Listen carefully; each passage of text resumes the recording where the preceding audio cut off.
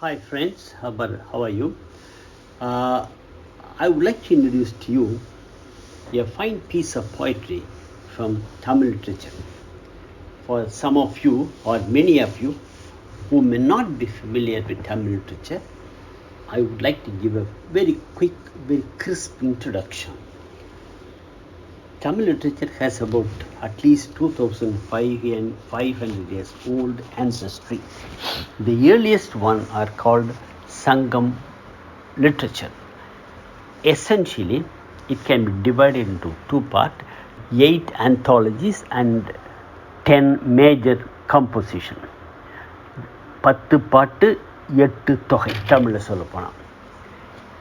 Those 10 compositions are narratives given by few poets on certain kings or certain people. It is a single theme, a long kind of poem with a single theme. It is something like a ballad or a historical description of a major important event or description of people, ordinary people living as bards and dancers. That kind of things are called, they are all in 10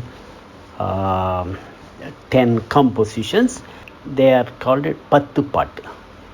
Another one is 8 anthologies or collection of poems, small lines, 3 lines, 4 lines, 10 lines, 20 lines. These are the kind of poems written at different times by different people. The whole thing is spread over, we may say, over 500 years. Initially, it should have been communicated from one place to another place only orally. Written communication could have come a bit later. Now, what is important is the essence of Sangam literature, Tamil Sangam literature, is love and generosity. The whole thing about love is described in something called aham. Aham means something, literally it means inside.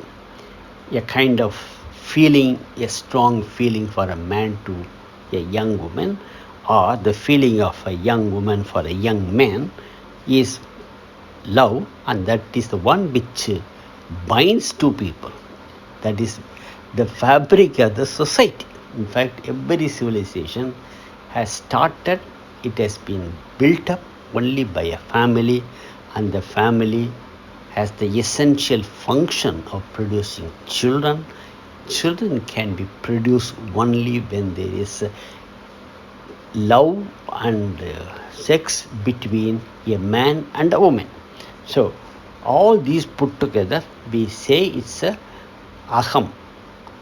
The reason why we call it aham is the feeling of love is something very subtle and very personal. It cannot be fully expressed. It is not something like describing an instant of a war or instant of a eclipse or instant of an accident. It is something, love is something mostly felt, and it cannot be fully put into the words. It is beyond description. That is why it's called aham.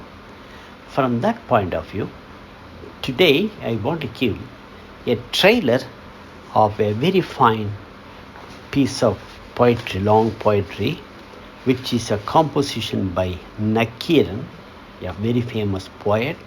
The title of this composition is Nedunalvaadai, which literally means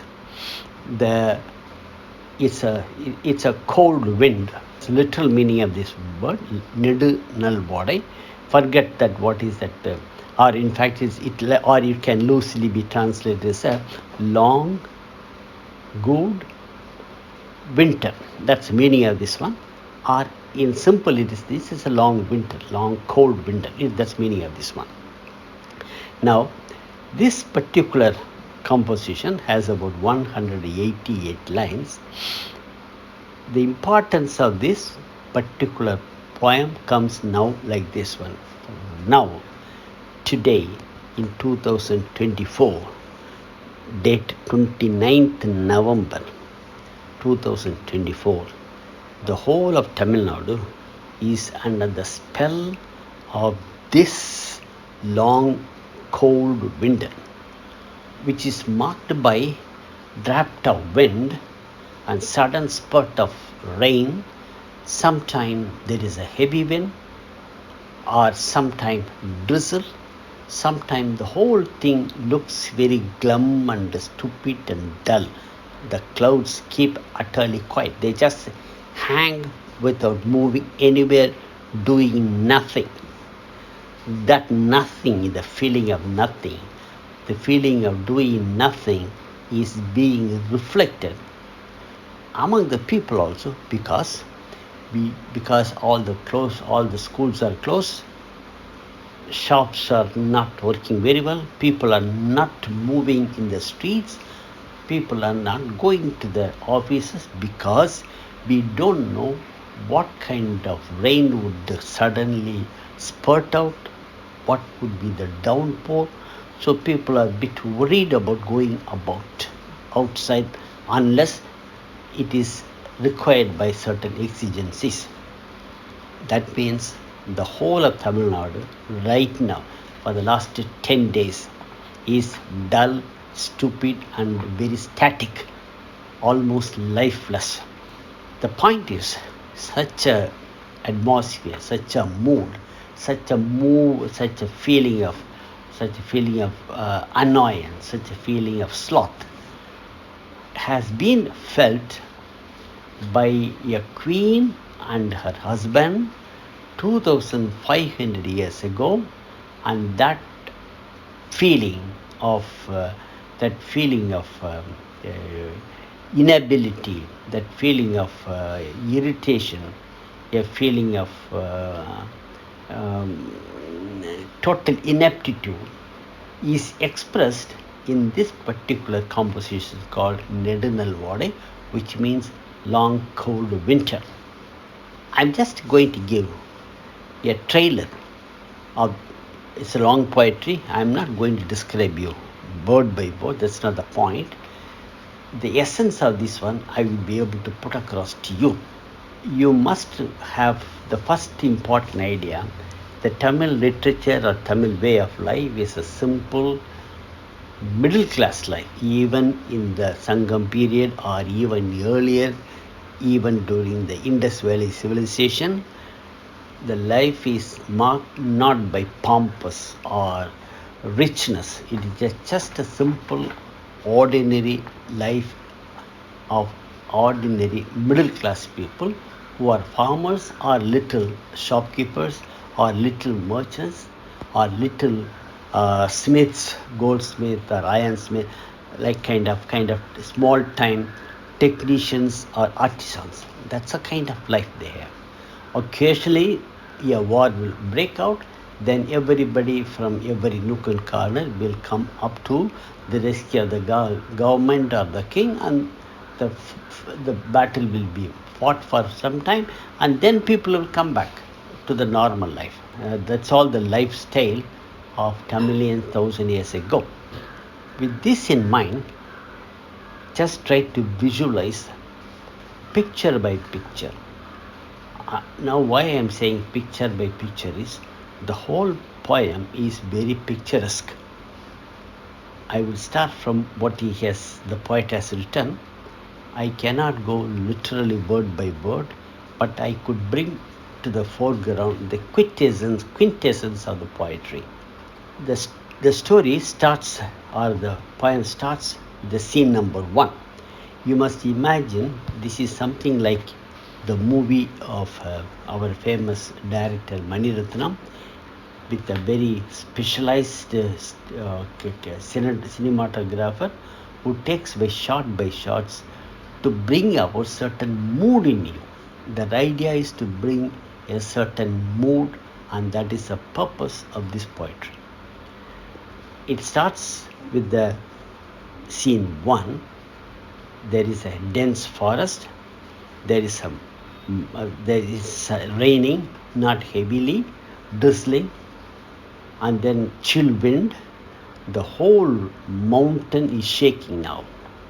வையம் பனிப்ப பொய்யாவானம் புது பெயல் பொழிந்தது. To make the whole world feel chill, there is a strong wind with the rain coming down. That's the meaning of this one. Then I will go completely in English now. All those cows and herds, sheep and cows, they are not able to go into the field for grazing. They just somehow managed to go under shelter somewhere, and that includes the cow herds and shepherds also.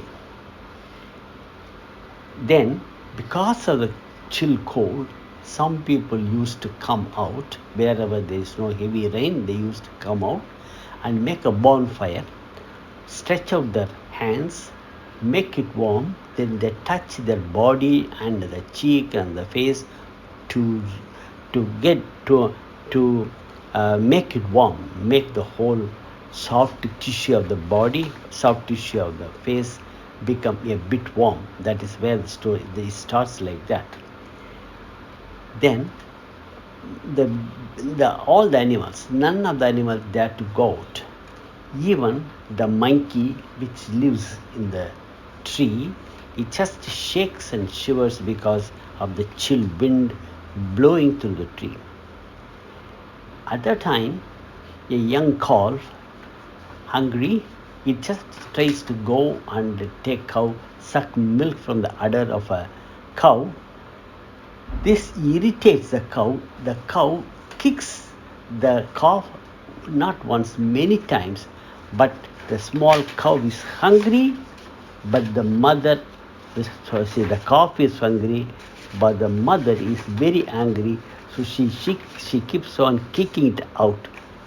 That's what is happening there. But not only that, just above, if you just look up on the sky, there had been a heavy rain earlier, so the clouds have become rather brownish, not white. Since it is not heavy, not laden with water, the whole bunch of cloud is like a billowing one over another, and then they move here and there. It looks as if they are taking a training how to gather moisture and turn into a heavy rain. So it's something like a young recruits taking training for a downpour in subsequent time. Then scene 2 shows something about the street. The street of Madurai, the present day Madurai, which has tall buildings, and it's a very ancient city. The roads are broad, like a broad and clean, and it is flowing like a long river, like a Kaveri or Vaigai. In that place, there are certain people who are very strong, hefty. They are capable of doing any kind of work, and they are really actually soldiers. But this time they are off. They are looking for a job inside the city, but they don't find a city. They don't find any job. So they feel so much bored and tired and vexed. So they squander around, they just loaf around, having a cup of toxic wine, having a very intoxicating wine in their hand, and they are just having a lot of fun time. Then in scene 3, the author turns it to another one. There is a series of a line of shops selling different clothes, ladies wear, everything. In all this, since the dusk has fallen, young women, beautiful young women, just lights up small lantern or small candles, small lights, and then they make a small prayer and keep moving here and there. This is so much about the city and the small shops, big lawns, everything, and then the camera moves on to the big palace. The big palace have entrances, gates, so big, so hefty, so strong that even the big elephants can walk through, or they can hit that door to make the doors open. It is so hefty and strong. Inside there are small doves. In the alcoves there are doves. They don't know what to do, because when they look around, they are not able to make out whether it is a day or night, because it is completely cloud, chill weather, and chill weather with drizzles, intermittent drizzles everywhere. They don't know what to do. And because of this one, the cows keep changing their foot. They just sometimes stand on the left, sometimes they stand on the right. They keep on changing their one. At this situation, you can see this is the kind of situation in the street. After that, you could see the focus goes, the camera goes towards the place, the room of the queen. It is very ornate, with very luxurious chairs, tables, cots, and kind of almirahs. Variety of them are there. The poet gives a quick description, and then what is very important, very interesting is there is a fan which is kept hanging all the time, and it is decorated with the spider yarn. That means it is never being used nowadays, because it is a winter. There is no use for fan at all. Probably this kind of fans they had seen in China, or they could have imported from China. It's also possible. Another interesting thing, there are two big windows, one against another, so that the wind or the breeze can flow all through during the summer. But this is a winter. It's a cold, long winter, so they kept closed, bolted, so that not a leak of air passes through. After that, they would try to drink some water. It is so cold that they could not. So they make fire in the hearth, and that hearth warms the building, and also they make hot water, and then only they are able to drink that water. Under this dull, boring situation, the servants or the helpers or the assistants for the queen, they start playing with the harp and produce some music to while away the time. At that time, the Greek women who have been employed in the palace of the king, Pandya king, they come around. They keep lighting all through the palaces and rooms of the queen. Remember, only those women from Greek are allowed so close in the place of the rooms of the queen, and they just pour a lot of ghee and light up the small candle like instruments. The camera now moves towards the queen herself. She is having a long and big bed, and is so soft, made of swans feathers. It is very soft, very tender, and very clean. But the queen is not in a mood to lie down. She is having only the Mangala Sutra in her chest. It is just dangling between her beautiful breasts, and she has very few flowers in her hair because her husband is not around. And not only that, she has some kind of talisman, talisman all in her hand. This is something in remembrance or in a prayer for a safe and victorious return for the king. And she has a very narrow, dull, bleary eyes because everything looks so lazy, lifeless, and listless. What we call, you can say, listless. Those are close to her could feel that the queen is feel boring and tired, not happy at all, not in a very pleasant mood. So they tried to talk to her, tell some story, big and small, and then keep on trying to cheer her up that your husband would be coming very soon. Take it easy and go through this boring. It will again is a passing cloud in your mood. You will be all right in a few days because your husband will reach very quickly.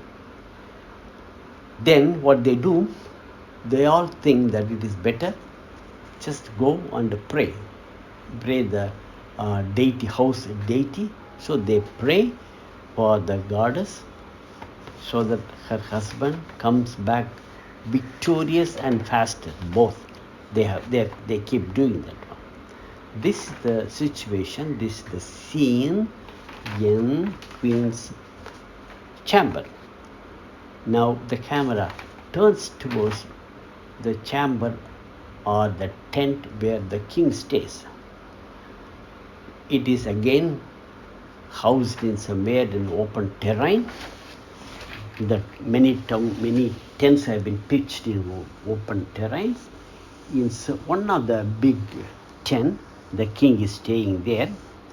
He is also feeling the chill, boring, long drawn winter, which keeps blowing after blowing chill wind with the drafts of wind. What this is, it's a drafts of wind. Then in that he gets up. He does not want to sleep because in the early morning the same day all the soldiers have gone through a tough battle. Many of them got wounded, some of them be dead, some of the elephants also have been seriously wounded. They are all crying and whimpering in pain.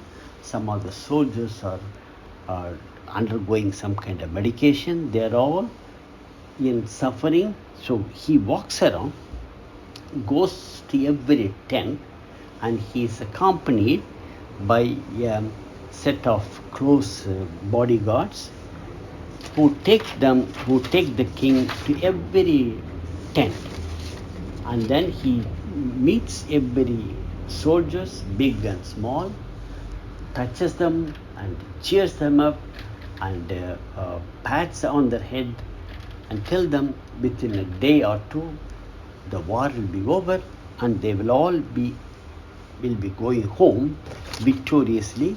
That kind of cheering he is doing all through the night. He is not sleeping at all.